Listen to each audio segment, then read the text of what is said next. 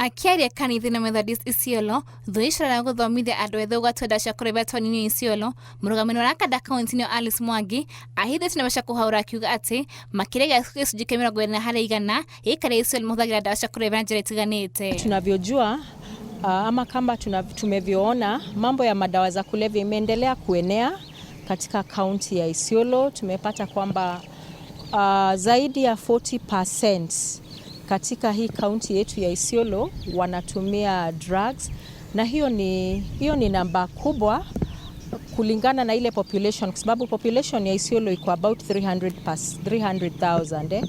So tukisema kwamba 40% ya vijana wanatumia mihadarati, hiyo ni idadi kubwa na inahitaji action. Mwangi augĩte mĩraa, mũgũka, bangi, mbaki na ndege cithanĩtio ndawa-inĩ cia kũhũthĩrwo nĩ mũingĩ nĩ imwe cirahũthĩka na njĩra nene kaunti-inĩ ya Isiolo. So katika hii kaunti yetu ya Isiolo, ile drug ambayo ni prevalent, ile inatumika sana sana ni miraa na muguka, na hiyo inaletwa juu ya mambo ya culture, social and culture, na pia tunajua kwamba miraa inatoka kaunti ambayo ni jirani. Ya pili ambayo iko prevalent ni tobacco. Tobacco statistics zinasema 10.7% wanatumia tobacco. Nake mũnene wa mĩbango gĩkundi kĩa Compassion International Kenya Paris Munogete, kambuni ĩrongereire ciana cia thĩ wa mĩaka 18 iria ciĩtagwo teenagers nĩguo gũcithara na cingĩra kũgwatanio kũhũthĩra ndawa cia kũrebia. Meungana na washikadau wengine kama NACADA na shirika zingine za serikali ili tuhimize watoto wetu kupitia kanisa jinsi ambavyo hawafai kujihusisha na mihadarati ama dawa zingine za kulevya ambazo zinaweza wazuia maisha yao yasiwe mazuri.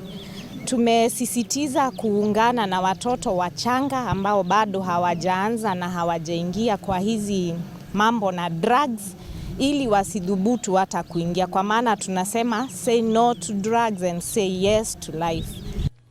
Fatuma Ali, ũrĩa nĩ mũtaaramu wa meciria na rutaga wĩra na rũhonge rwa borithi na kĩarĩte ciana magĩa na ũigĩrĩki, akiuga ciana mahũthagĩra ndawa ici cia kũrebia matarĩ na ũigĩrĩki mbere ya ciana ciao. Maana swala la mihadarati linamalizwa na kila mtu akichukua mahali pake katika kuzuia madawa Isiolo.